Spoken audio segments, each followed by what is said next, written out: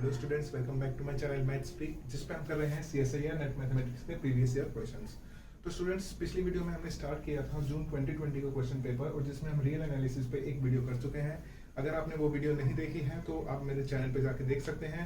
उसमें हमने किया था रियल एनालिसिस के वो वाले क्वेश्चंस जो 3 मार्क्स के अंदर आए थे, राइट। तो इस वीडियो में हम करने वाले हैं रियल एनालिसिस के वो वाले क्वेश्चंस जो पार्ट सी यानी कि 4.75 मार्क्स वाले सेक्शन में पूछे गए थे। तो स्टूडेंट्स, इस वीडियो में भी आपको डिस्क्रिप्शन में मिलने वाली है 2 PDF फाइल्स। एक में आपको मिलेंगे सारे क्वेश्चंस एंड एक PDF फाइल में आपको मिलेंगे सारे रिजल्ट्स जो भी हम क्वेश्चन सॉल्व करेंगे। जो भी इंपॉर्टेंट रिजल्ट्स यहाँ पे यूज होने वाले हैं वो आपको PDF फाइल में मिल जाएंगे। तो आप पहले से ही उन दोनों PDF फाइल्स को एक बार गो थ्रू कर लीजिए और उसके बाद let's get started. Okay students, करते हैं इस वीडियो का पहला क्वेश्चन जो रियल एनालिसिस की पूरी सीरीज का क्वेश्चन है, क्वेश्चन नंबर 9, राइट। तो ये क्वेश्चन है स्टूडेंट हमारे पास MSQ में। दैट मीन्स हमारे पास मल्टीपल ऑप्शंस करेक्ट हो सकते हैं यहाँ पे, राइट। तो स्टूडेंट्स, हमें यहाँ पे क्या पूछा हुआ है कि हमें 2 फंक्शंस गिवन है, एक है e⁻⁻x एंड e⁻⁻x²। तो हमें बताना है कि ऑप्शन दिए हुए हैं यहाँ पे कि कौन कौन से फंक्शंस यूनिफॉर्मली कॉन्टिन्यूअस है रिस्पेक्टिव इंटरवल में। तो यहाँ पे लिखा हुआ है कि f और g दोनों यूनिफॉर्मली कॉन्टिन्यूअस है over whole R। B option में बोला हमें कि f यूनिफॉर्मली कॉन्टिन्यूअस है इस टाइप के इंटरवल में, close interval a to infinity, और यहाँ पे a बिलोंग कर रहा है टू एनी रियल।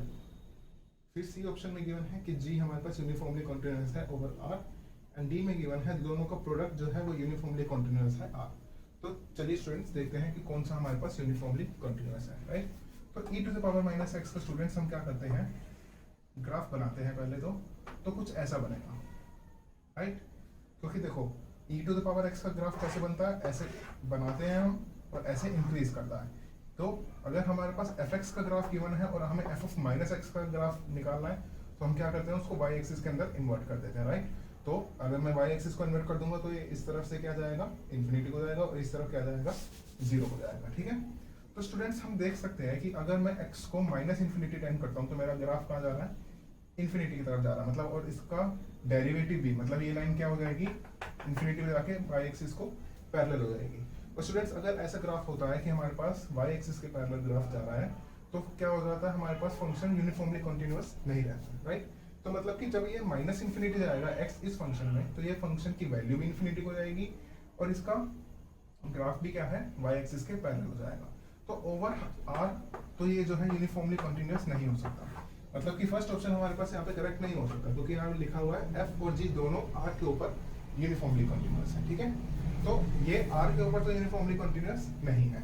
तो अब एक बार इस वाले फंक्शन की देखते हैं कि ये R के ऊपर फंक्शन हमारे पास यूनिफॉर्मली कॉन्टिन्यूअस होने वाला है या नहीं, ठीक है। तो देखिए स्टूडेंट्स, इसमें फंक्शन में और इसमें फंक्शन में क्या डिफरेंस है, यहाँ पे सिर्फ -x है और यहाँ पे -x² है। दैट मीन्स अगर मैं x को प्लस इंफिनिटी की तरफ ले जाता हूँ तो ये हो जाएगा e⁻⁻∞, और अगर मैं x को -इंफिनिटी भी ले जाता हूँ तो -∞² है, वो पॉजिटिव नंबर हो जाएगा, एंड अगेन वो किसको जाएगा, एक तरह से e⁻∞ को ही जाएगा। तो मतलब अगर x पॉजिटिव था तो ग्राफ कुछ इसके जैसा ही दिखेगा। दैट मीन्स ये यहाँ से 1 से स्टार्ट होएगा और ये ऐसे 0 की तरफ टेंड करता चला जाएगा, राइट। बट ये है कि ये ग्राफ जो है शार्पली डिक्रीज होगा क्योंकि यहाँ पे x² है, बट वो मैटर नहीं करता हमारे लिए स्टूडेंट्स। हमें क्या देखना है कि ये बीच में कंटिन्यूअस हो और इनफाइनाइट पे भी हमारे पास कैसे बिहेव कर रहा है, हमारे लिए वो ज्यादा इंपॉर्टेंट है। अब वो शार्पली कर रहा है या फिर थोड़ा सा कम से कर रहा है, वो अभी यहाँ पे मैटर नहीं करता। तो सिमिलरली स्टूडेंट्स, अगर मैं x की जगह -x डाल दूं तो उसका स्क्वायर क्या हो जाएगा, हमारे पास पॉजिटिव ही हो जाएगा, and again it will be e⁻⁻x²। That means जैसा ग्राफ मेरे पास प्लस x एक्सिस की तरफ है वैसा ही ग्राफ मेरे पास -x एक्सिस की तरफ मिलने वाला है। तो स्टूडेंट्स, अब हम देख सकते हैं क्लियरली यहाँ पे डिफरेंस दिख रहा है कि अगर मैं x को इंफिनिटी डालता हूँ तो भी ये ग्राफ किसको टेंड कर रहा है, 0 को टेंड कर रहा है, और अगर मैं x को -इंफिनिटी डालता हूँ तो भी ग्राफ किसको टेंड कर रहा है, इंफिनिटी को टेंड कर रहा है, राइट। तो स्टूडेंट्स, आपको रिजल्ट शीट के अंदर एक रिजल्ट मिलेगा कि अगर ग्राफ हमारे पास बीच में सारे पॉइंट्स पे क्या है, कंटिन्यूअस है, हमें दिख रहा है यहाँ पे क्या है, कंटिन्यूअस है ऑब्वियसली, और अगर उसकी limit, that means limit x goes to +∞ और लिमिट x goes to -∞, ये दोनों क्या है, एग्जिस्ट कर रही हैं और फाइनाइट हैं। हम देख रहे हैं इंफिनिटी की तरफ जाएगा तो ये वैल्यू भी किस तरफ जाएगी, 0 की तरफ, और माइनस इन्फिनिटी भी ये वैल्यू किसकी तरफ जाएगी, 0 की तरफ। तो आपको ये रिजल्ट शीट में मिल जाएगा। और रिजल्ट क्या कहता है कि अगर हमारे पास बीच में कॉन्टिन्यूअस है और इन्फिनाइट पे जो है हमारे पास लिमिट जो है एग्जिस्ट कर रही है, तो हमारे पास हमारा यूनिफॉर्मली कॉन्टिन्यूअस होगा फंक्शन किसमें, ओवर होल आर, राइट। तो ऑप्शन की तरफ देखते हैं। यहाँ पे सी ऑप्शन में कह रहा था, सिर्फ जी के बारे में बात कर रहा था कि वो यूनिफॉर्मली कॉन्टिन्यूअस है आर पे, तो ये ऑप्शन यहाँ पे हमारे पास करेक्ट हो जाएगा, राइट। तो हमने दोनों की यूनिफॉर्म कॉन्टिन्यूटी देख ली किसमें, आर में। अब देखते हैं इन पर्टिकुलर इंटरवल ऑफ एफ। अब सिर्फ एफ की बात कर रहा है and interval A comma infinity. अब ए कहाँ हो सकता है, रियल लाइन में, राइट। तो अगर ए हमारे पास है पॉजिटिव एक्स एक्सिस की तरफ, राइट, तो हमें कोई प्रॉब्लम नजर नहीं आ रही, क्योंकि ये इधर जा रहा है 0 की तरफ और ये तो यहाँ से स्टार्ट ही 1 से हो रहा है, ग्राफ में कोई दिक्कत नहीं है। तो अगर ए माइनस भी हो जाता है तो भी कोई दिक्कत नहीं है। लेट्स से मेरे पास माइनस ए पॉइंट यहाँ पे है, तो यहाँ पे हमें पता है फंक्शन की वैल्यू क्या है। लेट्स से मैं माइनस ए को भी कितना मर्जी बढ़ा लूँ, राइट। अगर मैं यहाँ पे माइनस कर रहा हूँ और यहाँ पे मैं बहुत बड़ी वैल्यू ले रहा हूँ और इधर से वो क्या जा रहा है, इन्फिनाइट पे। अब स्टूडेंट्स हमें पता है कि ये ग्राफ जो है एक्स की वैल्यू माइनस इन्फिनिटी पे तो इन्फिनिटी चला जाता है, लेकिन अगर इन्फिनिटी से पहले कोई भी मैं पॉइंट लूँ तो मुझे पता है वहाँ पे फंक्शन की वैल्यू इन्फिनाइट नहीं है। मुझे इतना पता है कि बहुत बड़ी वैल्यू है बट वो इन्फिनिटी नहीं है। इन्फिनिटी सिर्फ और सिर्फ माइनस इन्फिनिटी पे ही होगा और कहीं नहीं होगा, राइट। लेकिन यहाँ पे ए क्या है, एक फिक्स कर दिया है, तो चाहे मैं कितनी ही दूर ले जाऊँ ए को, डजंट मैटर। अगर मैं एक पे अपने फंक्शन की वैल्यू देखता हूँ तो वो बहुत बड़ी वैल्यू होगी लेकिन इन्फिनाइट नहीं होगी। दैट मीन्स उस पॉइंट पे जो है फंक्शन जो क्या है हमारे पास कंटिन्यूअस हो जाएगा। क्यों, क्योंकि उस पॉइंट पर अगर लिमिट निकालूंगा तो एक बहुत बड़ा नंबर आएगा मेरे पास, but that won't be infinity. मेरे पास उस पॉइंट पे अगर मैं अपना एक टेंजेंट बनाऊंगा तो वो वाई एक्सिस के पैरेलल नहीं होगा, वो हल्का सा टिल्टेड होगा। और अगर वाई एक्सिस के पैरेलल नहीं हो रहा मतलब कि क्या, कि मतलब मेरे पास यूनिफॉर्मली कंटिन्यूटी है। और इस तरफ से स्टूडेंट्स कोई दिक्कत ही नहीं है, क्योंकि इधर तो ये क्या जा रहा है, 0 पे जा रहा है। जैसे यहाँ पे क्या था, हमें दोनों साइड देखना पड़ रहा था कि कहाँ पे जा रहा है। अब एक साइड पे हमने देखा कि ए पॉइंट पे हमें क्या है, इस फंक्शन की वैल्यू मिल जाएगी और मुझे पता है इन्फिनिटी पे तो वैल्यू मेरे को 0 मिल ही रही है।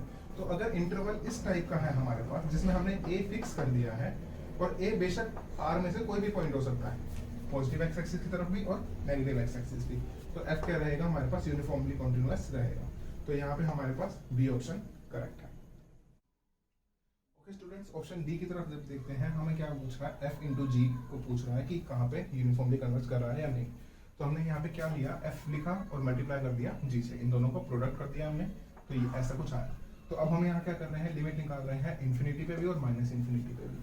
तो जैसा कि हमने उसके केस में किया था, हमें पता था फंक्शन क्या है, बीच में क्या रहने वाला है, कॉन्टिन्यूअस ही रहने वाला है। ये भी बीच में कॉन्टिन्यूअस है, ये भी बीच में कॉन्टिन्यूअस है। हमें दिक्कत किस पे है कि जब इनका प्रोडक्ट इन्फिनिट एक्स की वैल्यू इन्फिनाइट पे और एक्स की वैल्यू माइनस इन्फिनाइट पे कहाँ पे जाती है, हमें वो चेक करना है। तो हम क्या कर रहे हैं, लिमिट निकाल रहे हैं इन्फिनिटी पे और इस प्रोडक्ट की, ठीक है। तो अगर x इन्फिनिटी की तरफ जा रहा है तो e to the power minus infinity और ये भी e to the power minus infinity, तो ये भी 0 की तरफ जा रहा है, ये भी 0 की तरफ जा रहा है, मतलब अल्टीमेटली 0 पे जा रहा है, ठीक है। तो इसमें कोई दिक्कत नहीं है। यहाँ पे स्टूडेंट थोड़ा सा ट्रिकी है, क्यों, क्योंकि अगर x माइनस इन्फिनिटी जा रहा है तो e to the power infinity की तरफ चला जाएगा, ये जो हमारा पहले वाला फंक्शन है f, और हमने देखा था वो कहाँ जा रहा था, इन्फिनिटी पे जा रहा था। लेकिन ये वाला फंक्शन स्टिल 0 की तरफ जा रहा है, लेकिन लिमिट अल्टीमेटली क्या आएगी, 0। क्यों, क्योंकि हमें पता है कि e to the power minus x square है यहाँ पे और माइनस एक्स है यहाँ पे, तो मतलब कि ये वाला फंक्शन जो है काफी रैपिडली डिक्रीज करेगा एज कम्पेयर टू दिस। मतलब इतनी तेजी से ये इन्फिनिटी की तरफ नहीं जा रहा है जितनी तेजी से ये 0 की तरफ जा रहा है। मतलब ये वाला फंक्शन क्या है, डोमिनेट कर रहा है, और ये वाला फंक्शन जा किस तरफ रहा है, 0 की तरफ। तो जो डोमिनेट कर रहा है उसी की तरफ जाएगा, दैट विल बी 0। तो मतलब कि अब हमने क्या करा था, हमने पहले वाले रिजल्ट में भी देखा था कि बीच में कॉन्टिन्यूअस है और इन्फिनाइट पे हमारे पास लिमिट क्या है, दोनों एग्जिस्ट कर रही हैं। तो जो रिजल्ट आपको शीट में मिलेगा उस रिजल्ट के हिसाब से, और मैंने एक्सप्लेन भी कर दिया है कि कैसे लिमिट एग्जिस्ट करनी चाहिए, तो उस हिसाब से एफ और जी का प्रोडक्ट जो है किस में कन्वर्ट करेगा, आर में, राइट। तो ये वाला जो रिजल्ट है, तभी हम यहाँ पे इन्फिनाइट और माइनस इन्फिनाइट पे चेक कर रहे हैं, क्योंकि इस रिजल्ट से हम क्या बोलते हैं, हमारा जो भी सीक्वेंस है वो किस में कन्वर्ट करेगी, uniformly R over the whole real numbers. Okay, देखते हैं अपना 10th क्वेश्चन। हमें क्या गिवन है, फंक्शन गिवन है, उसका हमें कंटिन्यूटी, डायरेक्शनल डेरिवेटिव और डिफरेंशिएबिलिटी बतानी है, ठीक है। तो कंटिन्यूटी के लिए तो सबसे पहले लिमिट निकालेंगे हम। तो हमने क्या करा, y की जगह डाला हमने mx, ठीक है। और अगर हमने y की जगह mx पुट कर दिया तो लिमिट में बचा सिर्फ और सिर्फ x गोज टू 0, और हमने यहाँ पे mx डाला तो बचा m square x square, and x square हमारे पास नीचे हो गए, तो अगर हम कॉमन लेके कैंसिल आउट करेंगे तो ऊपर x की हमारे पास एक पावर बचेगी, और अगर x 0 की तरफ जाएगा एंड नीचे क्या है 1 प्लस m स्क्वायर, जो कि क्या है नॉन जीरो है। तो हमारे पास ये लिमिट अगर ऊपर x 0 की तरफ जा रहा है तो ये जा रही है 0 की तरफ। एंड ये किसके इक्वल है हमारे पास f ऑफ 0 के, कि 0 पे जो फंक्शन की वैल्यू है उसी के इक्वल है। तो कॉन्टिन्यूटी का हमारे पास क्राइटेरिया सेटिस्फाई हो गया, तो हमारे पास डी ऑप्शन जो है यहाँ पे करेक्ट होगा। डायरेक्शनल डेरिवेटिव के लिए हमारे पास फॉर्मूला क्या होता है कि हम क्या करते हैं रिस्पेक्टिव इंडिसेस में x और y के में क्या कर देते हैं a, h और b, h को ऐड कर देते हैं, राइट। अगर मेरे पास डायरेक्शन यहाँ पे मेरी क्या है a, b, मैं इस डायरेक्शन में क्या कर रहा हूँ डेरिवेटिव निकालने जा रहा हूँ, और ये 0 और 0 क्या है कि मैं किस पे निकाल रहा हूँ, सिर्फ और सिर्फ ओरिजिन पे निकाल रहा हूँ, ठीक है। And minus of f of 0 0 by h, ये तो क्या है हमारे पास फॉर्मूले में आते हैं। तो ये क्या बना हमारे पास f of ah, bh, x की जगह डाला मैंने ah, तो ये हो गया a क्यूब h क्यूब, हमने यहाँ पे लिख दिया। और हमने डाला x की जगह भी ah डाला, यहाँ पे डाला bh, h स्क्वायर कॉमन आ गया और ब्रैकेट में बचा a square plus b square. And f of 0 0 हमारे पास 0 था तो यहाँ पे कुछ नहीं आएगा, एंड ये h हमने 1/h करके ऐसे लिख दिया। अब नीचे से हमारे पास h स्क्वायर कॉमन आ रहा था और ये एक h हमारे पास यहाँ था, तो h की 3 पावर्स हो गई और ऊपर भी h क्यूब है, तो ये तीनों कैंसिल आउट हो गए।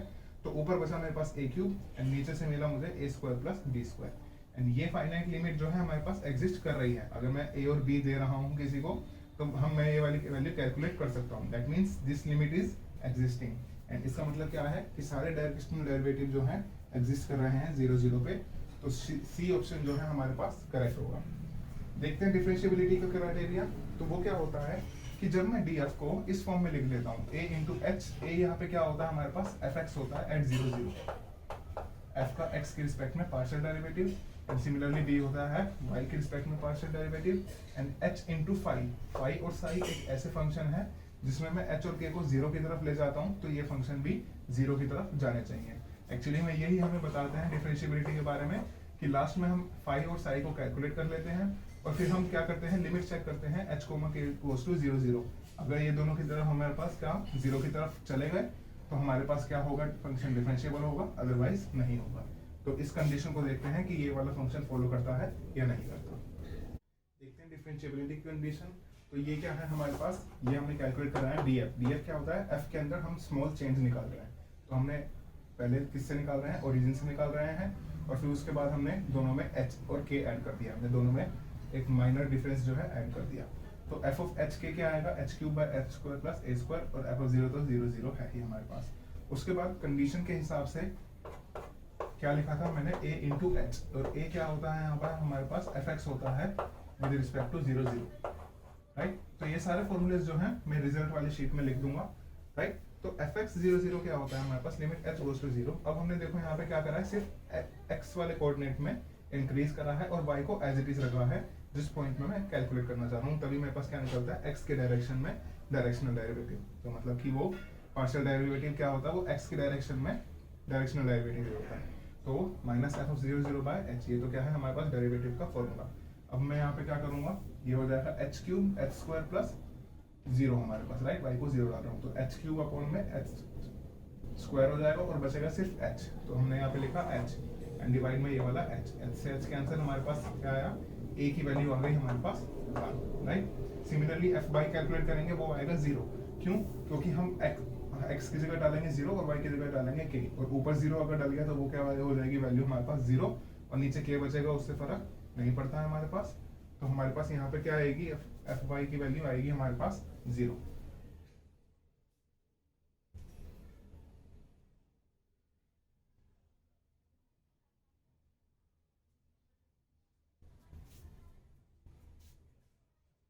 तो ये दोनों वैल्यूज डालेंगे हम, तो ये आएगा a into H, this is b की वैल्यू हमारे पास क्या आई थी 0, उसे हमने नहीं लिखा, h इंटू 5 और k इंटू साइन। तो यहाँ पे हम क्या करते हैं h कॉमन ले लेते हैं, तो ये बचेगा 1 प्लस 5 और साइन, राइट। तो अब यहाँ पे हम क्या करते हैं, हम h को अलग कर लेते हैं, यहाँ पे एक पावर अलग कर लिया हमने और ये लिखा हमने h square plus k square, ठीक है। तो अब यहाँ पे h का कोफिशिएंट क्या है ये, और यहाँ पे h का कोफिशिएंट क्या है ये, राइट। और साई को मान लेते हैं हम यहाँ पे कि प्लस में हमारे पास यहाँ पे 0 इंटू समथिंग कोई, सॉरी हाँ ठीक है, 0 इंटू में k कोई टाइप से हमारे पास कुछ है, तो k जो क्या इसके साथ मल्टीप्लाई में k है, तो k के मल्टीप्लाई में साई है और यहाँ k के मल्टीप्लाई में 0 है, तो दैट मीन्स कि साई को तो मैंने 0 मान लिया। तो डिफरेंशिएबिलिटी की कंडीशन के हिसाब से साई तो 0 को जा रहा है, अब किसे देखना है, सिर्फ फाई को देखना है। तो मतलब कि 1 प्लस 5 जो फंक्शन है वो निकाला मैंने H square by H square plus के स्क्वायर। मैंने यहाँ पे इसको इससे इक्वेट कर दिया, राइट। अब मैं फाई निकालूंगा तो ये हो जाएगा माइनस का के square divided by H square plus के स्क्वायर। अब 1 को उधर लेके जाएंगे और एलसीएम लेंगे तो एच स्क्वायर में से सब्ट्रैक्ट हो जाएगा, ये बचेगा माइनस के square and H square plus के स्क्वायर। अब मुझे क्या निकालना है, मुझे निकालना है लिमिट निकालनी है इसकी किस पे, x, y गोज टू 0, 0। यहाँ पे वो वाला पॉइंट आता है हमारा जिस पे मैं क्या कैलकुलेट कर रहा हूँ, डिफरेंशिएबिलिटी। अब यहाँ पे देखो स्टूडेंट्स, जैसे यहाँ पे ऊपर क्या था, पावर 3 हो गई थी और नीचे हमारे पास दोनों की पावर 2 थी हमारे पास। तो तभी क्या हो रहा था, हमारे पास यहाँ पे कंटिन्यूटी आ गई थी हमारे पास, और ये किसको जा रहा था, 0 की तरफ, क्योंकि ऊपर एक पावर एक्स्ट्रा हो गई थी। और जब हमारे पास ऊपर भी मैक्सिमम पावर 2 है, नीचे भी मैक्सिमम पावर 2 है। अब अगर यहाँ पे आपको k को a, h डालने जाओगे, राइट, तो k को यहाँ पे डालोगे आप a इंटू में h और यहाँ पे डालोगे a इंटू में h, तो h स्क्वायर कैंसिल हो जाएगा और a के टर्म्स में जो है आपके पास यहाँ पे एक आंसर आने वाला है। दैट मीन्स कि जैसे लिमिट में होता था कि जब मैं डालता था y is equal to mx और m के टर्म्स में आंसर आ रहा है, दैट मीन्स कि m पे जो है मेरी लिमिट जो है डिपेंड कर रही है। सिमिलरली यहाँ पे भी क्या है, इसको लिख देते हैं स्टूडेंट्स कि ये हो जाएगा negative of a square by 1 plus a square, right. उसके बाद इसके अंदर हमारे पास h बचेगा ही नहीं, तो लिमिट डालेंगे तो ये वाली वैल्यू आएगी। अब मैं कह सकता हूँ कि ये वाली वैल्यू जो है, अगर मैं हर बार a चेंज कर रहा हूँ तो ये वाली चेंज हो जाएगी। मतलब कि ये लिमिट जो है हमारे पास, अगर मैं पाथ चेंज कर रहा हूँ तो लिमिट चेंज हो रही है, तो इसका मतलब ये हमारे पास कंटिन्यूअस नहीं है, मतलब ये फाई जो है 0 को नहीं जा रहा है हमारे पास। और मैंने बोला था कि जब हमारे पास क्या होगा, हमारे पास df is equals to a h b के प्लस में h into phi plus k into psi. हमें df को इस फॉर्म में एक्सप्रेस करना है, हमने किया। उसके बाद मैंने बोला था कि फाई और साई जो है वो 0 को जाने चाहिए, कब, जब हम x और y को डाल रहे हैं 0। लेकिन ये लिमिट ही हमारे पास एग्जिस्ट नहीं कर रही, तो हम कैसे कह सकते हैं कि ये 0 की तरफ जाएगी। तो दैट मीन्स कि हमारे पास यहाँ पे फंक्शन नॉट डिफरेंशिएबल एट 0, 0। तो हमें भी यहाँ से क्या पता चल रहा है कि डिफरेंशिएबल नहीं है, एंड ये ऑप्शन हमारे पास क्या हो जाएगा, करेक्ट हो जाएगा कि हाँ, ये ऑप्शन ट्रू है कि ये फंक्शन जो है डिफरेंशिएबल नहीं है। ठीक है, तो यहाँ पे इंपॉर्टेंट क्या था कि फंक्शन ऑफ सेवरल वेरिएबल का जो हमारे पास क्राइटेरिया होता है ये वाला, तो इसको सीखने के लिए हमें यहाँ पे फर्स्ट क्वेश्चन हमने किया है जिसमें हमने सेवरल वेरिएबल की, मतलब 2 वेरिएबल्स की डिफरेंशिएबिलिटी चेक करी। और वो कैसे करते हैं, हमें इस इक्वेशन की हेल्प से, राइट। लास्ट में हम क्या करते हैं, फाई और साई। अगर इन केस यहाँ पे फाई जो है हमारे पास लेट से लिमिट आ जाती 0, अगर आ जाती, तो साई तो हमारे पास, अगर मैं यहाँ पे कुछ भी डालूं तो 0 ही रहेगा, और ये भी अगर 0 हो जाता तो डिफरेंशिएबल हो जाता, बट ऐसा नहीं हुआ तो नॉट डिफरेंशिएबल। तो ऑप्शन करेक्ट हुआ है यहाँ पे बी, सी एंड डी।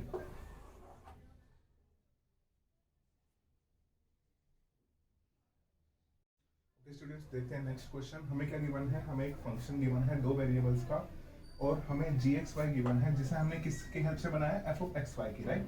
हमने यहाँ पे किसकी वैल्यू डाली है, f वाले फंक्शन की वैल्यू डाली है हमने। और हमें यहाँ पे किसकी, g की कॉन्टिन्यूटी के बारे में पूछ रहा है, और g को हमें यहाँ पे वेल डिफाइंड भी पूछ रहा है, राइट। तो सबसे पहले हमें क्या जरूरत होती है यहाँ पे कि ये gxy कैसे गिवन है, एक सीरीज की फॉर्म में गिवन है। तो अब ये gxy हमें तभी पता चलेगा जब हमें पता चलेगा कि ये सीरीज हमारे पास कन्वर्ज कर रही है या नहीं कर रही है, राइट। तभी मुझे इस gxy के बारे में इंफॉर्मेशन मिलेगी। तो जब भी सीरीज ऑफ फंक्शंस की अगर हमें कन्वर्जेंस की बात करनी होती है, तो हमने पहले वाले क्वेश्चंस में भी देखा है, तो कौन सा टेस्ट यूज होता है, वो होता है वीयरस्ट्रास एम टेस्ट, राइट। तो उसमें हम क्या करते हैं, अपनी जो सीरीज है उसकी nth टर्म को देखते हैं पहले कि f of x minus n and y minus n divided by 2 की पावर n, राइट।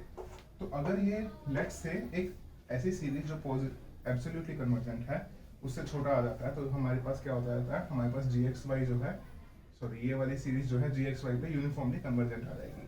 अब यहाँ पे f of x minus n और f of y minus n, तो अगर हमारे पास फंक्शन f जो है वो बाउंडेड आ जाता है, लेट्स से यहाँ पे कोई बाउंड आ जाती है हमारे पास, मैं जैसे नाम ले रहा हूँ k, और अगर 2 की पावर n को एज इट इज रखता हूँ मैं, तो मुझे पता अगर मैं दोनों जगह समीशन लगा दूंगा तो समीशन 1/2n क्या हो जाती है, हमारे पास क्या है, वो एक जीपी है जिसका कॉमन रेशियो क्या है 1/2, दैट इज लेस देन 1, तो वो कन्वर्ज हो जाएगी, राइट।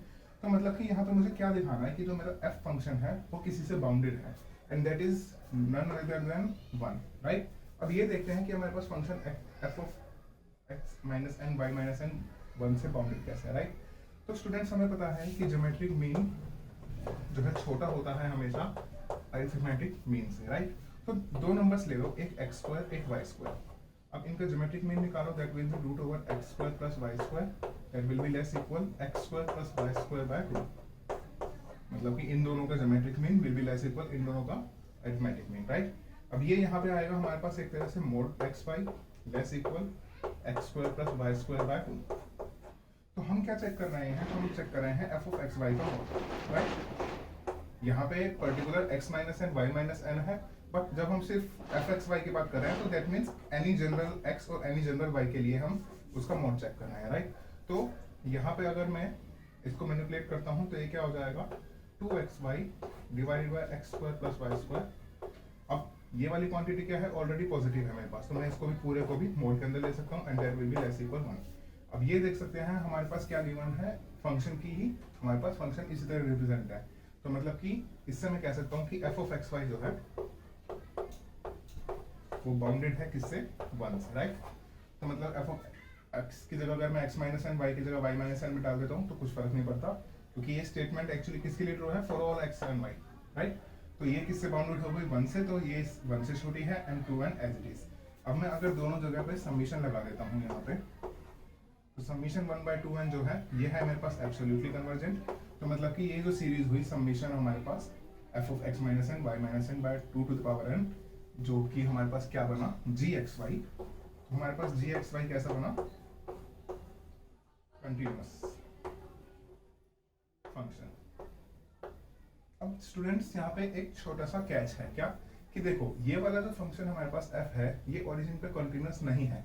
हम यहाँ पे अगर डालते हैं y को mx और यहाँ पे भी डालते हैं y को mx, तो x x कैंसिल हो जाएगा, ये बचेगा 2m divided by 1 plus m square, right. And that depends on m, मतलब कि फंक्शन f जो है कंटिन्यूअस नहीं है। तो सिमिलरली जब हमने यहाँ पे वीयरस्ट्रास m टेस्ट यूज किया तो यहाँ पे जो फंक्शन की वैल्यू जब 0 हो जाएगी तो ये जो सारा हमने यहाँ पे प्रोसेस किया है, ये जो प्रोसेस है वो उसी पॉइंट पे फेल होएगा। जिस पॉइंट पे यहाँ पे फंक्शन फेल हो रहा है तो उसी पॉइंट पे यहाँ पे ये फेल होगा। दैट मीन्स कि f of x minus N and y minus N ये दोनों एक साथ 0 नहीं हो सकते। तो अगर जी एक्स वाई कॉन्टिन्यूअस है तो उसमें से हमें ये पॉइंट्स को सब्ट्रैक्ट करना पड़ेगा। That is x can not be equal to n and y can not be equal to n। And ये क्या है, that is x comma y क्या नहीं हो सकते, n कोमा n टाइप के नहीं हो सकते, वेयर n क्या है, नेचुरल नंबर्स, राइट। क्योंकि यहाँ पे हमारे पास n की जगह क्या डालेगा, पहले 1 जाएगा फिर 2 जाएगा फिर 3, that means n natural numbers हैं। तो सारे नेचुरल नंबर्स के इस टाइप के पेयर 1 1 2 2 3 3 टाइप के हैं, वो मुझे यहाँ से सब्ट्रैक्ट करने पड़ेंगे। तो ये क्या है हमारे पास, except these points, in points पे कंटिन्यूटी नहीं आएगी। तो इसके हिसाब से हमारे पास ऑप्शन डी करेक्ट होगा कि जी कंटिन्यूअस है आर स्क्वायर माइनस के कोमा के, इसीलिए यहाँ पे ये पॉइंट्स इसने क्या कर दिए, सब्ट्रैक्ट, क्योंकि इस पे कंटिन्यूटी हमारे पास नहीं आ रही है, राइट। और जी कंटिन्यूअस ऑन आर स्क्वायर, ये क्या हो जाएगा कलम, क्यों, क्योंकि आर स्क्वायर में से कुछ ऐसे पॉइंट्स हैं जिसपे हमारे पास फंक्शन डिसकंटिन्यूअस है, राइट। अब हमें देखना है जी नॉट वेल डिफाइंड, और इस टाइप का हमें क्या करना है, एक फंक्शन बनाना है जिसमें हम x को तो फिक्स कर देंगे और एक नया फंक्शन बना देंगे h, और उसकी कंटिन्यूटी देखते हैं। तो पहले देखते हैं हम जी वेल डिफाइंड है या नहीं है। वेल डिफाइंड के लिए क्या देखना होता है हमें, अगर हमने लेट्स से दो पेयर ऑफ पॉइंट्स ले लिए x1 y1 और x2 y2, तो मतलब कि इनकी इमेजेस भी क्या आनी है, सेम आनी चाहिए। दैट मीन्स कि अगर मेरे पास एक पॉइंट है तो उसकी इमेज यूनिक होनी चाहिए, ऐसा नहीं हो कि वो किसी और इमेज में भी चला जाए। इसलिए हम क्या लेते हैं यहाँ पे, ये टेक्निकली क्या है, एक ही पॉइंट है मेरे पास, तभी हमने यहाँ पे क्या यूज किया है, इक्वालिटी साइन यूज किया है। तो अगर मैं यहाँ पे अपने ऑपरेशंस लगाता हूँ और मेरे पास इमेजेस भी इक्वल आ जाती हैं, दैट मीन्स कि हमारा जो पॉइंट है वो एक यूनिक इमेज पे ही जाके मैप हो रहा है, ऐसा नहीं हो रहा है कि अलग अलग। इनकेस लेट्स से यहाँ पे हमारे पास लास्ट में आ जाता है कि हमारे पास ऑपरेशन लगा के जिस फंक्शन पे हम जा रहे हैं, हम किस पे जाएंगे, जी पे जाएंगे, तो और वो इमेजेस इक्वल नहीं है, तो इसका मतलब यही होता है कि हमने शुरू तो एक पॉइंट से किया था, लेकिन एक इमेज ये वाली आ गई, एक ये इमेज वाली ये वाली आ गई, इसलिए ये इक्वल नहीं है। तो वेल डिफाइन के लिए क्या होता है कि मैं ऐसे लेके चलता हूँ, एक ही पॉइंट को ऐसे लिख देता हूँ मैं, और उसके बाद उस पे फंक्शन की इमेज भी क्या दिखाता हूँ कि इक्वल ही आएगी। फंक्शन की इमेज इक्वल मतलब कि मेरे पास ये जो पॉइंट है वो एक यूनिक इमेज दे रहा है मुझे, राइट। तो अगर ऐसे लिख रहे हैं तो मुझे पता है कि x1 minus n and y1 minus n, अगर मैं सारे कोऑर्डिनेट्स में से सब्ट्रैक्ट कर लेता हूँ तो मेरे पास यही आएगा, राइट। और उसके बाद मुझे पता है कि एफ एक्स वाई जो है मेरे पास ऐसे गिवन है, दैट इज कि अगर यहाँ पे x1 n के इक्वल नहीं है और y1 n के इक्वल नहीं है, राइट, तो मतलब कि क्या है, मेरे पास फंक्शन अदर देन ओरिजिन जो है कंटिन्यूअस रहता है। दैट मीन्स मैं यहाँ पे f of x1 minus n y1 minus n लगा सकता हूँ and x2 minus n y2 minus n लगा सकता हूँ, राइट। यहाँ पे f ऑफ, राइट, मतलब कि f हमारे पास अदर देन ओरिजिन तो सब जगह कंटिन्यूअस है। तो अगर मेरे पास इन जनरल कोई पॉइंट है तो मैं ऐसे उस पर दोनों तरफ f लगा सकता हूँ। अब इसका मतलब क्या हो गया कि मेरे पास इस पॉइंट पे जब मैं f लगाता हूँ और जब मैं इस पॉइंट पे f लगाता हूँ तो दोनों सेम आते हैं। तो दैट मीन्स सेम थिंग कि इसकी इमेज जो है और इसकी इमेज जो है हमारे पास सेम है। दैट मीन्स यूनिक पॉइंट में जाके मैप हो रहा है। एंड इससे हमें क्या पता चलता है कि G is not well defined. ये बात इसने क्या बोल दी, गलत बोल दी कि यहाँ पे क्या हो रहा है, इमेज यूनिक ही है। तो दैट मीन्स हमारे पास G वेल डिफाइंड है। तो इसने बोला नॉट डिफाइंड, तो ये ऑप्शन भी हमारे पास रॉन्ग हो जाएगा। अब देखते हैं कि हमें एच वाई फंक्शन जो है कैसा दिख रहा है। तो हमने क्या किया है, यहाँ पे हमने x की जगह c डाल दिया। बस यहाँ पे x था हमारे पास g में, तो हमने यहाँ पे c डाल दिया। अब हमें पता है, हमें क्या पता है कि ये क्या है तो एक तरह से g ही, जिसके अंदर बस x की जगह c डाला हुआ है। तो मतलब कि, और मुझे पता है g किस पे कॉन्टिन्यूअस है, r2 माइनस k पे। तो मैं दो केस लेता हूँ कि एक लेता हूँ मैं c जो है हमारे पास नेचुरल नंबर में बिलोंग नहीं कर रहा, ठीक है। दैट मीन्स अगर c नेचुरल नंबर में बिलोंग नहीं कर रहा और n जो है मुझे पता है 1 2 3 4 अप टू इंफिनिटी जा रहा है, मतलब वो नेचुरल नंबर्स ही हैं। और अगर c नेचुरल नंबर में नहीं है तो उसमें से मैं n सब्ट्रैक्ट कर दूंगा, तो मतलब कि यहाँ पे मेरे पास जीरो आ ही नहीं सकता। दैट मीन्स अगर यहाँ जीरो नहीं आ सकता तो मतलब दोनों एक साथ जीरो नहीं हो सकते।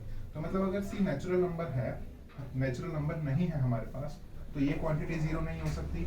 और अगर ये क्वांटिटी जीरो नहीं होगी तो मतलब कि दोनों जीरो नहीं हो रहे, एक ही बात है। और अगर ये दोनों जीरो नहीं होंगे तो मुझे पता है मेरे फंक्शन में क्या है, मेरे को कोई दिक्कत नहीं होती, क्योंकि जो हमारे पास g की भी जो कॉन्टिन्यूटी थी वो k, k पे कहाँ से शुरू हुई थी, वो यहीं से शुरू हुई थी हमारे पास, राइट। कि हमें x और y जहाँ पे जीरो हो रहे हैं वहीं पे दिक्कत है। तो बस ये एक साथ जीरो नहीं होने चाहिए। तो अगर x जीरो नहीं हो रहा तो मतलब ये दोनों एक साथ जीरो नहीं हो सकते। अब अगर c जो है हमारे पास लेट्स से नेचुरल नंबर में बिलोंग करता है एंड लेट्स से मैंने c को मान लिया k, तो यहाँ पे क्या बन जाएगा, समीशन f ऑफ कोई k मैंने एक नेचुरल नंबर ले लिया k minus n y minus n और 2 टू द पावर n। अब फिर वही बात कि ये दोनों मेरे पास एक साथ जीरो नहीं होने चाहिए, तभी मेरे पास जो है मेरे फंक्शन की डिसकंटिन्यूटी आएगी। तो अब k माइनस n जो है कब जीरो हो सकता है, सिर्फ और सिर्फ जब k की वैल्यू क्या हो, n, है ना। अदरवाइज तो ये जीरो नहीं हो सकता। तो मतलब k की वैल्यू अगर अदर देन n है मेरे पास, तो मुझे इस फंक्शन में कोई दिक्कत नहीं है। दिक्कत कब आएगी, जब k की वैल्यू क्या होगी, मेरे पास n होगी। दैट मीन्स अब मैंने कौन सा केस ले लिया कि k की वैल्यू मैंने n डाल दी। हम क्या कर रहे हैं, हम वो सारे केसेस हटाते चलते जा रहे हैं जिसपे मुझे फंक्शन में कोई दिक्कत नहीं आएगी। क्योंकि मुझे कंटिन्यूटी चेक करनी है, तो मैं एक एक करके सारे जो है यहाँ से पॉइंट्स निकाल दूंगा। सबसे पहले मैंने क्या निकाला, c does not belongs to n, तो मतलब इस पे कोई प्रॉब्लम नहीं है, तो मतलब कि इस पे फंक्शन कॉन्टिन्यूअस है, यहाँ पे कोई प्रॉब्लम नहीं है। उसके बाद मैंने c डाला k एक जनरल नेचुरल नंबर, कोई भी नेचुरल नंबर, राइट। तो उसमें भी मुझे कोई दिक्कत नहीं है अनटिल एंड अनलेस मैं सिर्फ क्या एग्जैक्टली क्या डाल रहा हूँ, k को n। तो वो केसेस भी मैं पे भी मतलब हमारे पास ये क्या है, hy जो है कॉन्टिन्यूअस है। उसके बाद k को जब मैं n एग्जैक्टली डाल देता हूँ तो ये क्या बनेगा कि ये तो हमारे पास जीरो बन गया एंड ये बचा y माइनस n, राइट। ये लास्ट केस है, हमने जो है सारे पॉइंट निकाल दिए, सिर्फ और सिर्फ एक पॉइंट बचा है जिस पर कॉन्टिन्यूटी चेक करनी रह गई, दैट इज के n है, जब x ये जीरो हो गया हमारे पास, राइट। तो हमने क्या देखना है कि ये दोनों एक साथ जीरो नहीं होने चाहिए। तो x तो जीरो हो गया, तो अब y को हमें देखने की यहाँ पे जरूरत ही नहीं है। क्यों, क्योंकि यहाँ पे देखो अगर f of 0, y minus n मैं कैलकुलेट करूंगा तो यहाँ पे मैं क्या डालूंगा, x की जगह जीरो डालूंगा और फंक्शन की वैल्यू मुझे क्या मिल जाएगी, जीरो। और अगर फंक्शन की वैल्यू जीरो मिल जाएगी मतलब सीरीज का हर सम जो है मेरे पास क्या मिल जाएगा, जीरो, एंड ये कैलकुलेट होकर मेरे पास आ जाएगा जीरो। दैट मींस इस सीरीज का सम ही मेरे पास क्या आएगा, जीरो। एंड अगेन अगर हमारे पास k is equals to n के लिए hy की वैल्यू जीरो हो जाती है, तो दैट मींस मेरे पास मेरा फंक्शन यहाँ पे भी कंटिन्यूअस है। तो अगर इन सारे केसेस को कैलकुलेट करके देखा जाए तो पहले मैंने वो नंबर देखो जो नेचुरल नंबर में नहीं है उन पे कंटिन्यूअस, बाकी सारे नेचुरल नंबर पे कंटिन्यूअस है एक्सेप्ट दिस वन, तो सारे नेचुरल नंबर पे भी हो गया। एंड जब k की वैल्यू n आ रही तो उस पे भी आ गया, तो दैट मींस सारे नेचुरल नंबर प्लस सारे जो नॉन नेचुरल नंबर है वो दोनों मिलकर क्या बनाएंगे, रियल लाइन बनाएंगे, एंड दैट इज कि हमारे पास जो एच वाई जो है जी ऑफ सी वाई जो दिया है हमें फॉर ऑल सी, राइट। हमने यहाँ पे सारे सी के केस कंसिडर कर लिए हैं और किस में कन्वर्ज हो रहा है, आर में, राइट। हमारे पास पूरी रियल लाइन पे हमारे पास जो ये एच वाई फंक्शन है, क्योंकि हमने यहाँ पे सी को फिक्स कर दिया। अब एच वाई जो है दो वेरिएबल का फंक्शन नहीं रहा हमारे पास, सिर्फ और सिर्फ एक वेरिएबल का रहा, क्योंकि एक एक्स को हमने सी से फिक्स किया था। तो ये ऑप्शन हमारे पास यहाँ पे करेक्ट होगा।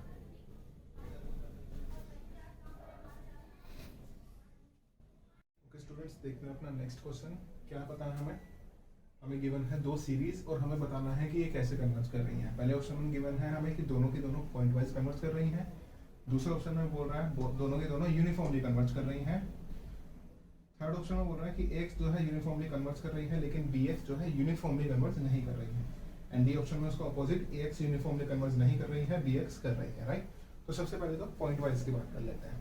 तो स्टूडेंट्स देखो यहाँ पे इस सीरीज में देखो 1 माइनस एक्स के अंदर कोई भी n की टर्म नहीं है, राइट।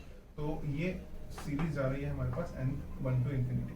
तो 1 माइनस एक्स को एक तरह से बाहर ले लो, राइट। तो अब हम क्या कर रहे हैं, हम कैलकुलेट कर रहे हैं यहाँ पे Sn कैलकुलेट कर रहे हैं। Sn इज हमारी sequence of n terms, right. तो जैसे हमारी Sn बिहेव करेगी वैसे ही हमारी सीरीज बिहेव करेगी। तो हमने 1 माइनस एक्स तो बाहर ले लिया, तो ये समीशन एक्स n किस पे रह गया, n की वैल्यू 1 से इंफिनिटी पे। अब ये स्टूडेंट्स ये क्या है, जीपी है हमारे पास, और हमें जीपी के सम का फॉर्मूला पता है। क्या होता है, 1 minus R to the power n upon में 1 माइनस आर। और हमें अब पता है कि r 1 से कैसे छोटा है, क्योंकि हमारी डोमेन क्या है 0 से 1, मतलब x इसमें बिलोंग कर सकता है, तो x क्या होगा 1 से छोटा ही हो सकता है। तो हम क्या फॉर्मूला यूज करेंगे, 1 minus R to the power n upon 1 minus are.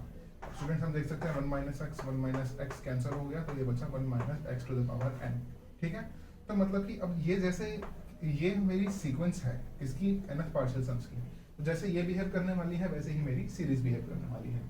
तो हम क्या करते हैं, हम कैलकुलेट करते हैं, लेट्स से किस पे कन्वर्ट कर रही है, fx पे, ओके। तो स्टूडेंट्स देखिए स्टार्ट करते हैं। पहला पॉइंट क्या आ रहा है, 0। तो x की जगह 0 डालूंगा तो मतलब कि यहाँ कुछ है नहीं, तो वैल्यू क्या आ गया 1। तो मतलब फंक्शन की वैल्यू 1 है कब, जब x क्या है 0। उसके बाद 0 से 1 का इंटरवल लेते हैं, क्योंकि इस इंटरवल में हमारी वैल्यू क्या रहने वाली है, सेम ही रहने वाली है। क्यों, क्योंकि हमें पता है जब x 0 से 1 के बीच में हो यहाँ पे, तो अगर कोई भी ऐसा नंबर है जिसका मोड क्या है 1 से छोटा है, उसकी पावर n कर देता हूँ और n इंफिनिटी को जा रही है, तो अगेन ये नंबर हमारे पास किसको जा रहा है, 0 को जा रहा है। और अगर ये वाली 0 को जा रही है तो हमारे पास फंक्शन की वैल्यू क्या आएगी, 1, राइट। तो अब चेक करते हैं last point x is equals to 1 पे। तो x की वैल्यू अगर मैं यहाँ पे 1 डाल देता हूँ तो 1 की power n will be always 1 and 1 minus 1 will be 0। तो ये आ गया यहाँ पे 0। तो स्टूडेंट्स अभी यहाँ पे हम क्या देख रहे हैं कि x इज इक्वल्स टू 1 पे, अगर 1 पे हम लेफ्ट हैंड साइड से आएंगे तो हमारे पास लिमिट क्या आएगी 1, लेकिन 1 पे एक्चुअल वैल्यू क्या है 0। दैट मीन्स फंक्शंस जो है 1 पे हमारे पास कॉन्टिन्यूअस नहीं है। दैट मीन्स ये फंक्शन क्या है, डिसकंटिन्यूअस है। तो अब तक हमने स्टूडेंट्स क्या बताया कि हमारे पास ये जो fx है जिसको हमारी सीरीज कन्वर्ट कर रही है, एक ऐसा है एक डिसकंटिन्यूअस फंक्शन को कन्वर्ट कर रही है। तो स्टूडेंट्स अब एक रिजल्ट आपको रिजल्ट शीट में मिलने वाला है, वो कैसा होगा, ऐसा दिखेगा वो कि कन्वर्जेंस है, और अगर हमारे पास यूनिफॉर्म कन्वर्जेंस है तो लेट्स से वो किसी fx को कन्वर्ट कर रही है, एक फंक्शन को कन्वर्ट करेगी। तो अगर कन्वर्जेंस यूनिफॉर्म है तो हमारा fx कैसे निकल के आता है, एकदम बढ़िया निकल के आता है, दैट इज कॉन्टिन्यूअस। क्या होता है, अगर कन्वर्जेंस यूनिफॉर्म होती है तो हमारा फंक्शन क्या है, अब ऐसे याद रखिए कि कन्वर्जेंस क्या है हमारे पास, बढ़िया है एकदम, uniform convergence is strong result, right. तो अगर कन्वर्जेंस यूनिफॉर्म है तो फंक्शन भी बढ़िया निकल के आएगा, दैट इज कंटिन्यूअस निकल के आएगा। लेकिन हमारे पास फंक्शन कैसा आ गया, डिसकंटिन्यूअस, राइट। तो इस रिजल्ट कैसे यूज कर सकता हूँ मैं, कि हमारे पास अगर डिसकंटिन्यूअस फंक्शन निकाल के आ रहा है तो मैं ये बोल सकता हूँ कि हमारे पास यूनिफॉर्म कन्वर्जेंस नहीं है, राइट। क्योंकि अगर यूनिफॉर्म कन्वर्जेंस हुई होती तो ये कॉन्टिन्यूअस निकल के आता, लेकिन वो है नहीं हमारे पास।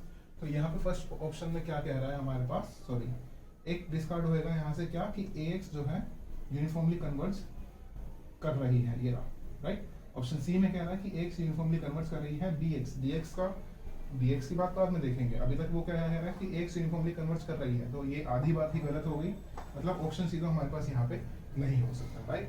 तो अब हमारे पास क्या है, हमें क्या चेक करनी है इसकी, हमने ये डिसाइड कर लिया कि लेट्स से हमारे पास ये ax है, लेट्स से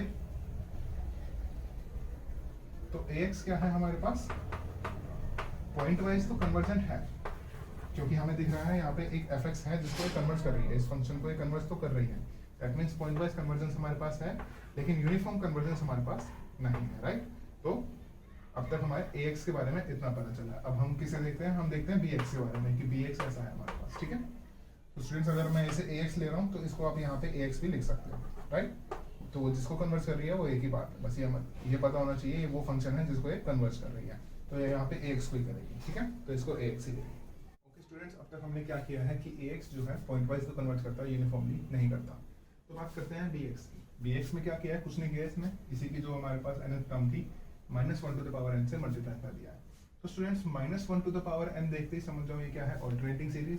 और ऑल्टरनेटिंग सीरीज के हमने क्या करा था, दो टेस्ट जो है पिछली वीडियो में पढ़े थे, राइट। वो किसके लिए थे, सीक्वेंस ऑफ रियल नंबर के लिए थे, बट सिमिलर टेस्ट किसके लिए होता है हमारे पास, सीक्वेंस या फिर सीरीज ऑफ फंक्शंस के लिए, राइट।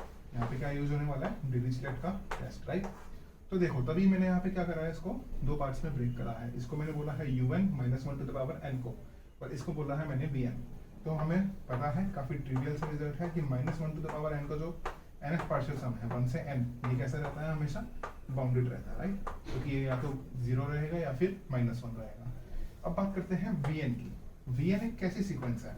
अब स्टूडेंट्स आप vn + 1 - vn कैलकुलेट करके देखोगे, ज्यादा मुश्किल नहीं है। ये कैसा आएगा, नेगेटिव आएगा स्टूडेंट्स, आपके पास <0 आएगा, राइट।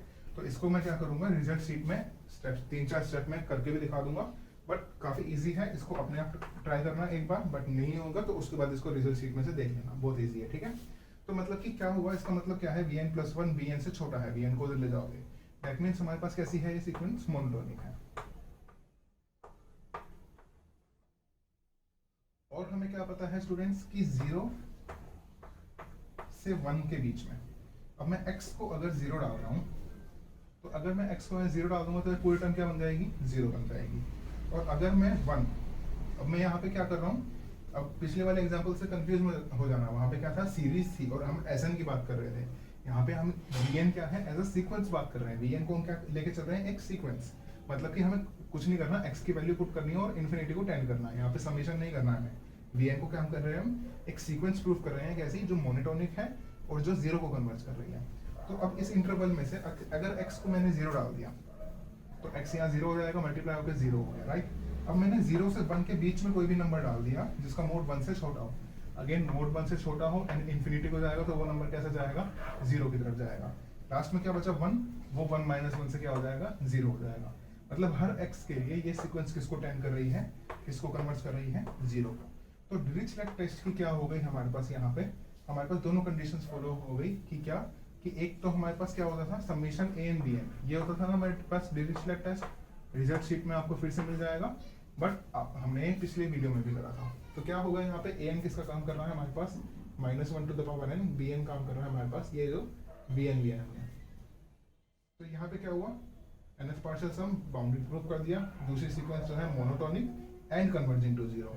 तो डिरिचलेट टेस्ट के हिसाब से समेशन an × bn हमारे पास जो हमारी सीक्वेंस है वो हमारे पास bn ही है, तो मैं यहाँ पे bx ही लिख सकता हूँ।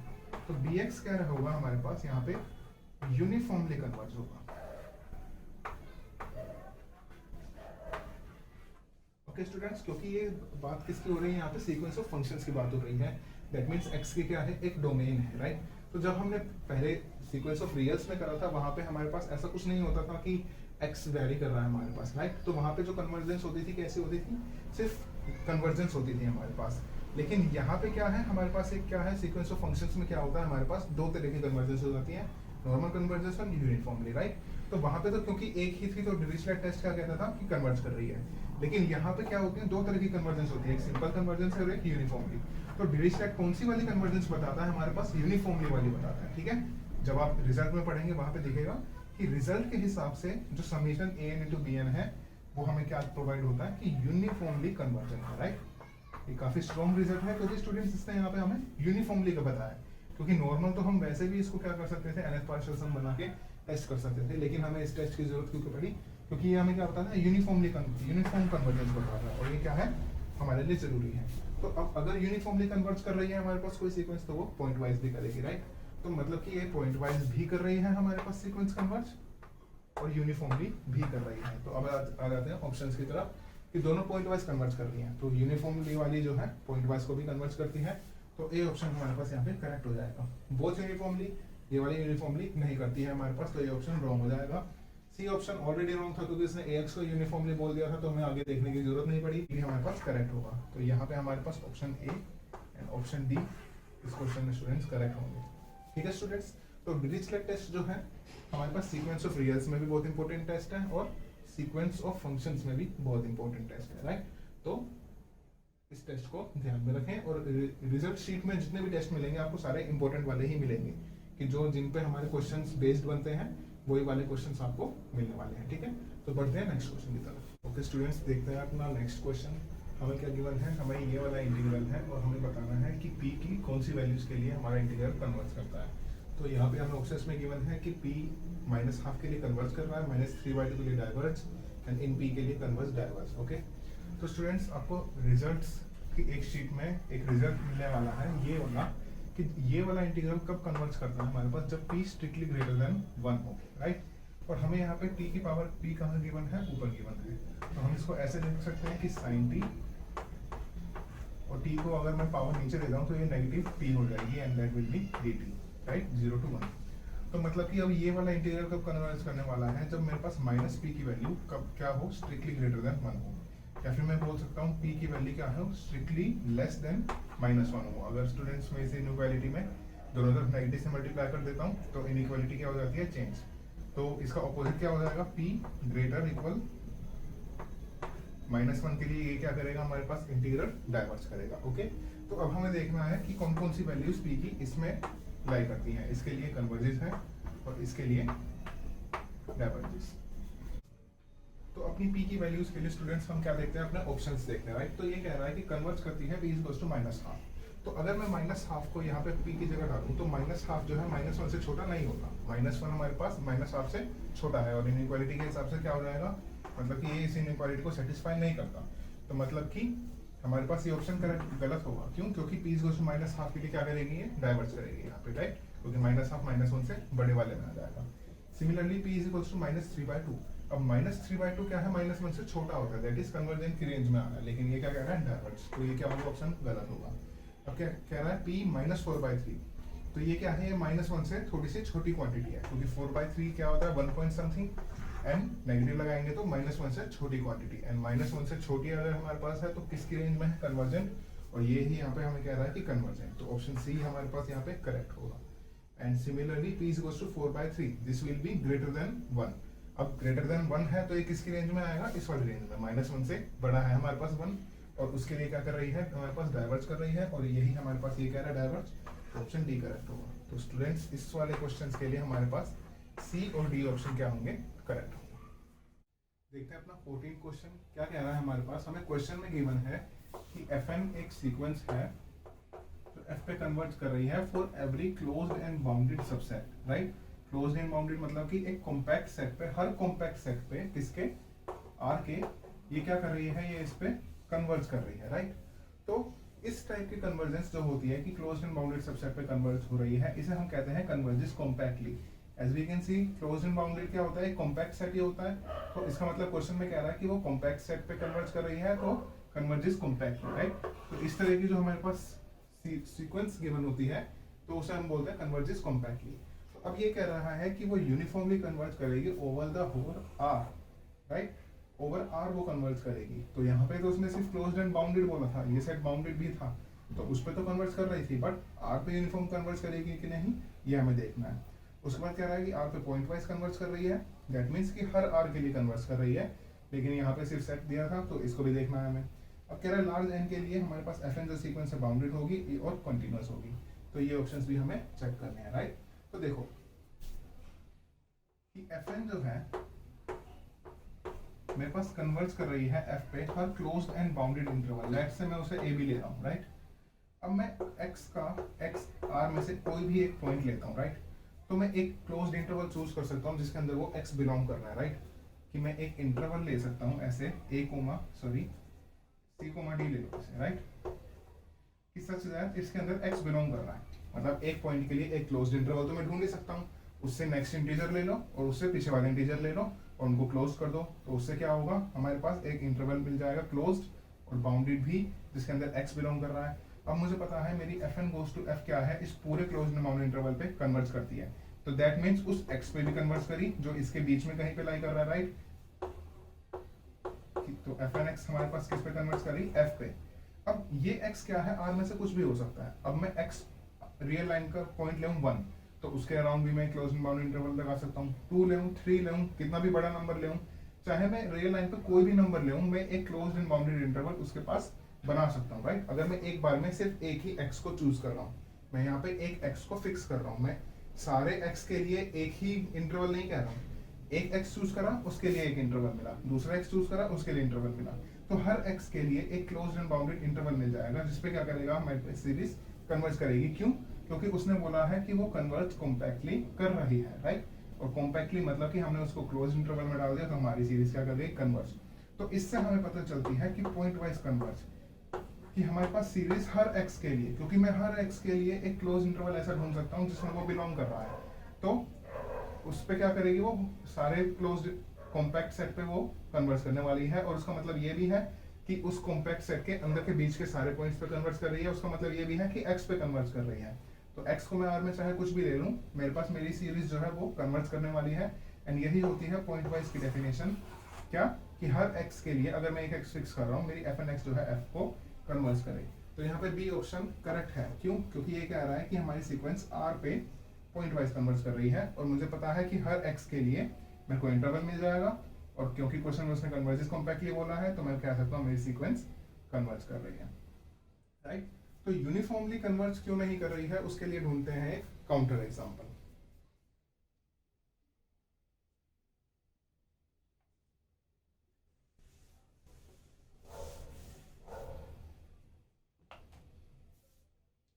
देखते हैं कि यूनिफॉर्मली क्यों नहीं कन्वर्ज कर रही है। तो एक एग्जांपल लेते हैं, लेट्स से एक फंक्शन है e to the power x, और इसका समीशन मुझे पता है क्या होता है, x raise to power n upon में n फैक्टोरियल, राइट। ये इसके हमारे पास हमें पता है क्या होती है, सीरीज होती है। अब हमें पता है कि e की पावर x को मैं एक्सपैंड कर सकता हूं इसमें, किसके लिए, फॉर ऑल x, राइट।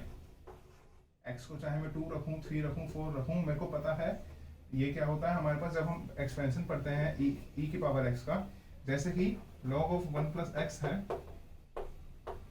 तो इसका एक्सपेंशन किस में वैलिड होता है, हमें मुझे पता है -1 से क्लोज इंटरवल 1 में, राइट। हर हमारे पास सीरीज का जो है एक इंटरवल होता है जिसमें मैं उसे एक्सपेंड कर सकता हूँ। तो e की पावर x का क्या होता है, x की जगह मैं कुछ भी रख सकता हूँ पूरे r में, इसको मैं क्या करता हूँ, इसमें क्या बोलते हैं, एक्सपेंड कर सकता हूँ। तो इसका मतलब क्या हुआ कि ये वाली सीरीज जो है, इस वाली सीरीज को क्या बोल रहा हूँ, हमारे पास एक काम करो, इसको ले लो nth पार्शियल सम ले लो, n is equals to 1 to m ले लो, ठीक है। ये मैंने क्या बना दिया, mth पार्शियल सम बना दी, तो सीरीज का अब क्या बन गया, ये एक सीक्वेंस बन गई, राइट। mth पार्शियल सम की सीक्वेंस बन गई। तो ये सीक्वेंस जो है हर x के लिए क्या कर रही है, e की पावर x पे कन्वर्ज होगी। और ये मुझे क्यों पता चला, क्योंकि e की पावर x का जो एक्सपेंशन होता है वो वैलिड होता है किसमें, r में, कि मैं इसको एक्सपेंड कर सकता हूँ r में। और अगर जैसे जैसे m इंफिनिटी जाएगा तो ये एक्सपेंशन क्या हो जाएगा, इनफाइनाइट एक्सपेंशन, तो ये e की पावर x पे कन्वर्ज करेगा। तो इसका मतलब क्या है कि ये पॉइंट वाइज तो जो है r पे कन्वर्ज कर रही है, राइट। अब देखो काउंटर एग्जांपल तो हमने ढूंढा है, तो हम ऐसे कोई भी काउंटर एग्जांपल नहीं ढूंढ सकते जो नॉन यूनिफॉर्म कॉन्टिन्यूअस नहीं है।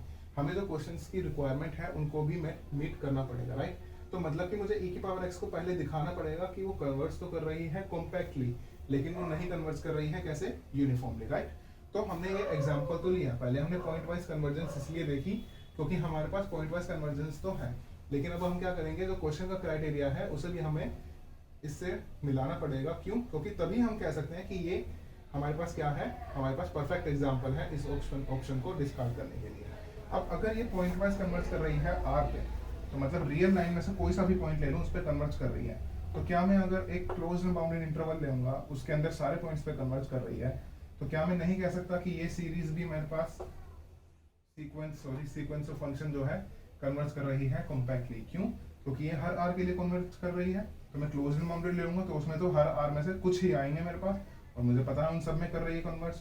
और अगर जब सब में कन्वर्ज कर रही है तो क्लोज्ड एंड बाउंड इंटरवल में कन्वर्ज कर रही है, तो मतलब कन्वर्ज कर रही है कॉम्पैक्टली। तो अब जो है हमारे पास इस वाली जो सीक्वेंस ऑफ फंक्शंस ने है हमारे पास क्राइटेरिया जो है मीट कर दिया है हमारा।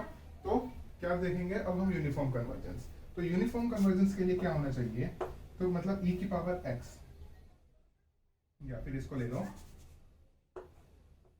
Summation x n upon n factorial, आगे देखो ये क्या है मेरी सीक्वेंस ऑफ फंक्शन, मैंने माइनस किया इसमें से e की पावर x, राइट। इसका मैं मोड ले रहा हूं और ये क्या थी मेरे पास n इज इक्वल टू 1 से m, mth पार्शियल सम है ना। तो जब मैं लिमिट करूंगा m गोज टू इंफिनिटी, अब मैं कह रहा हूं कि ये और ये एक तरह से क्या है सेम ही चीज है, क्यों, क्योंकि ये कन्वर्ज कर रही है पॉइंट वाइज।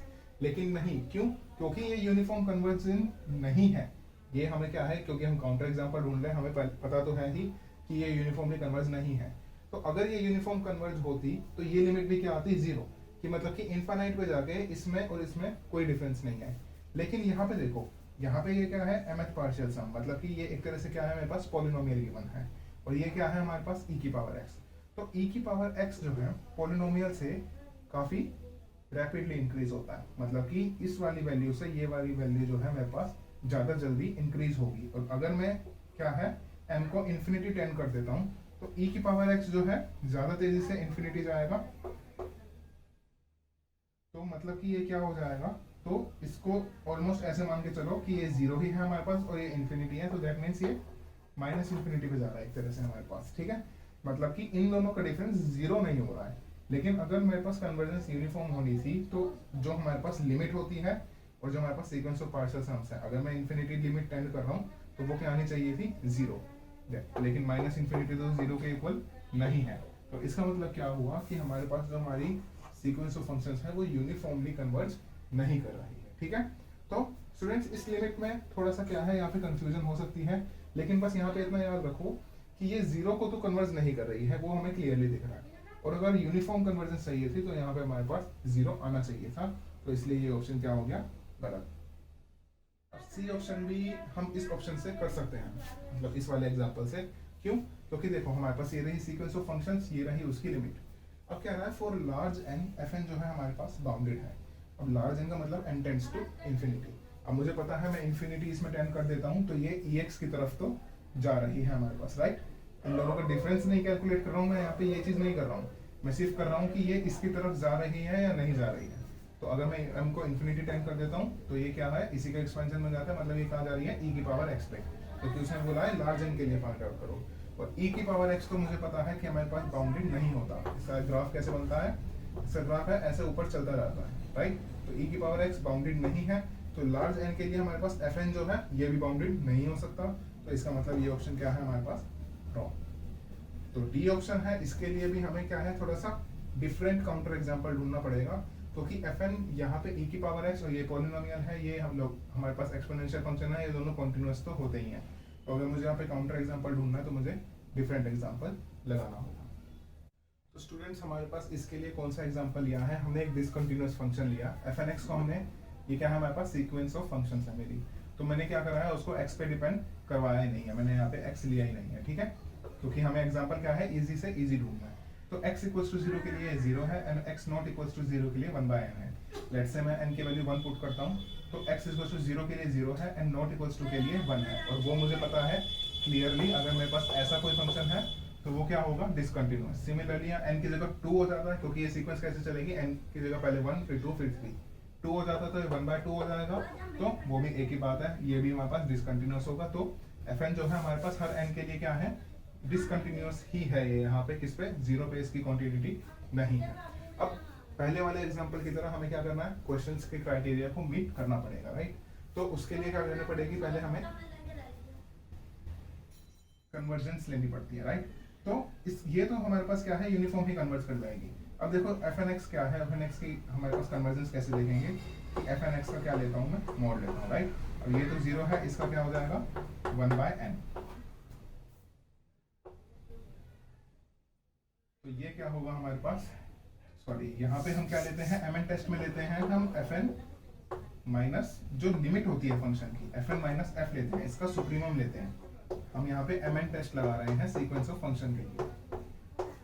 तो अगर मैं n को इन्फिनिटी टेंड कर दूंगा, क्योंकि fn की लिमिट लगानी है, तो इन्फिनिटी ये क्या हो जाएगा, 0 को, मतलब कि ये फंक्शन किसको टेंड कर रहा है, 0 को। तो यहाँ पे बचा सिर्फ fn और उसका सुप्रीमम निकाल रहा हूँ मैं।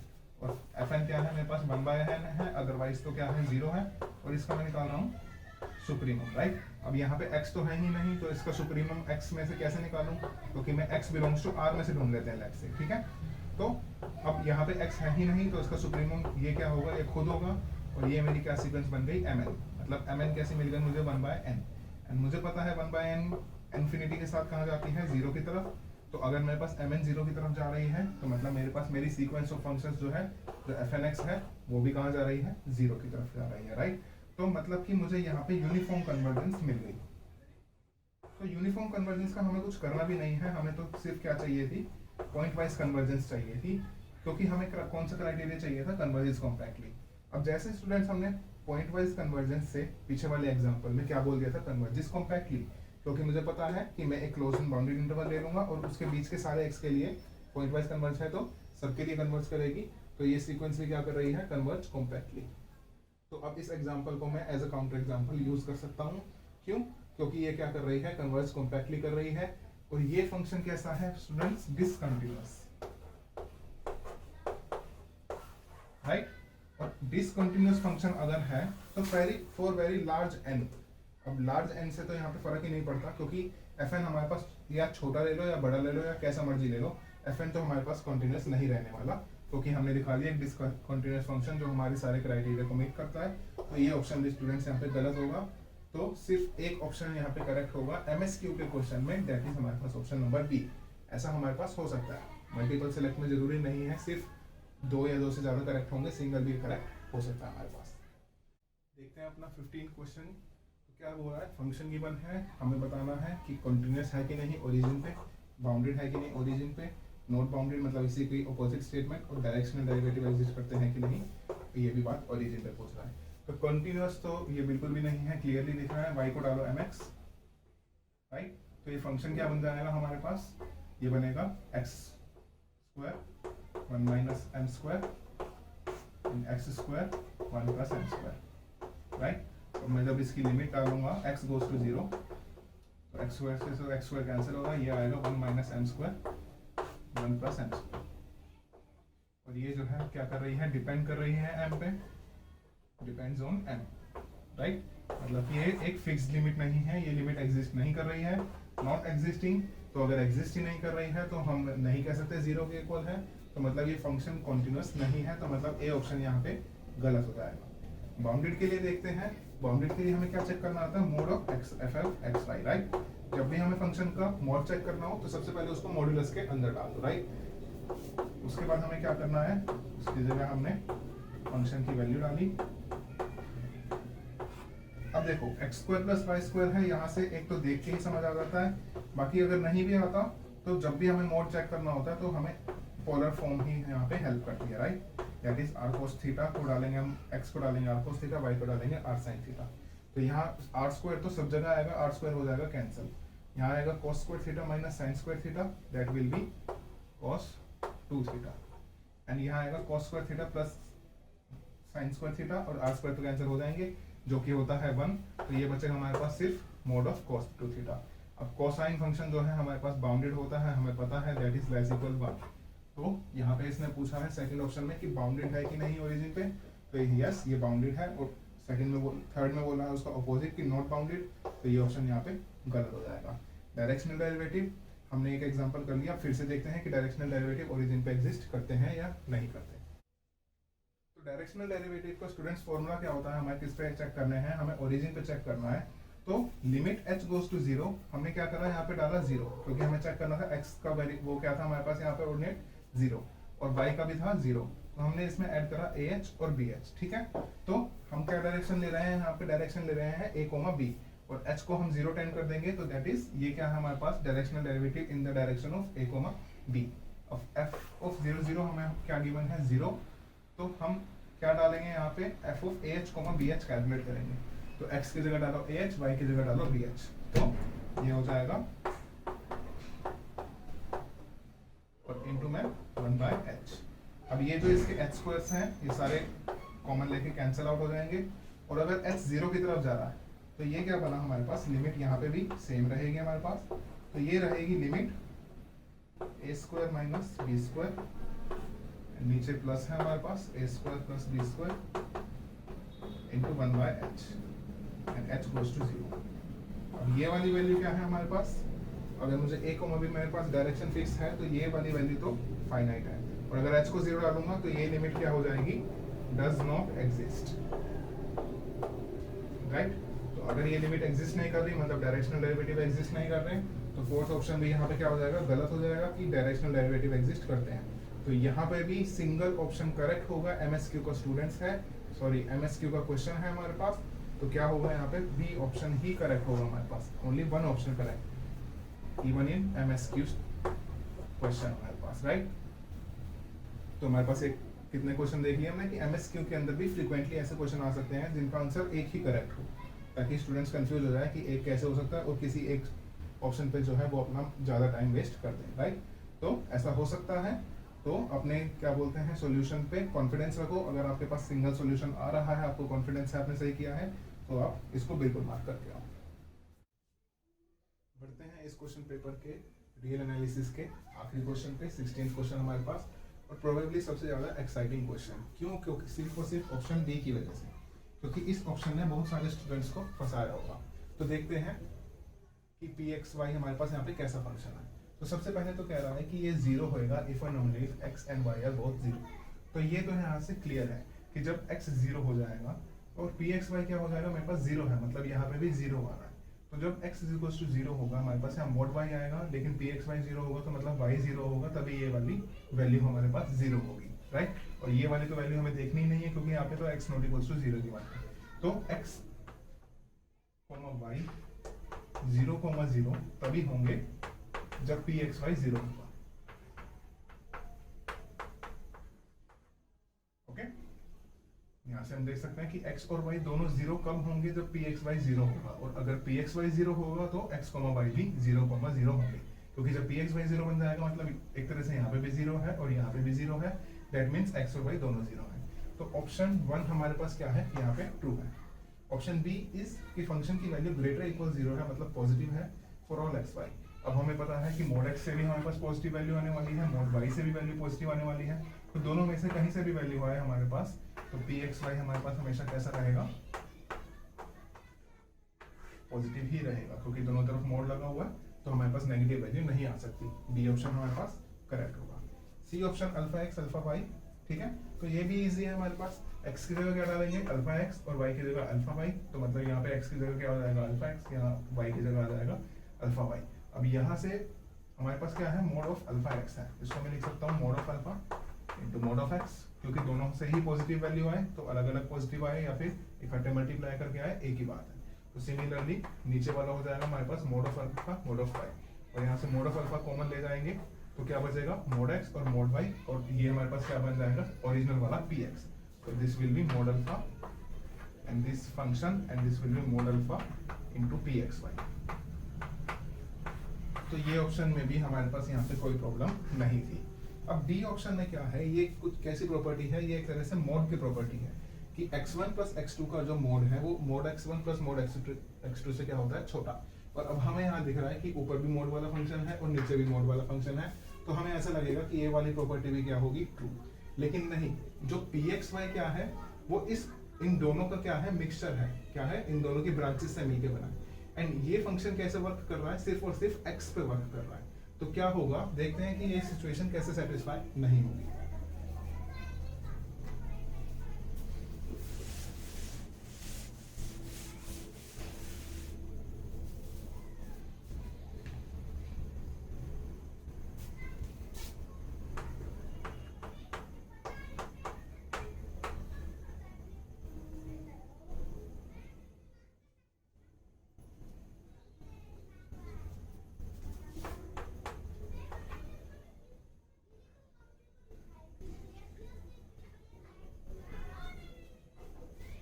ओके स्टूडेंट्स, क्या करते हैं, अब हम कैलकुलेट करते हैं p ऑफ -2 + 2 3 + 3। मैंने इनको ऐसे क्यों लिखा है, क्योंकि मैं इस फ्रेज में देखा जाए तो x1 प्लस x2 देखना चाह रहा हूँ मैं इसे, और इसको y1 प्लस y2 की तरह देखना चाह रहा हूँ, राइट।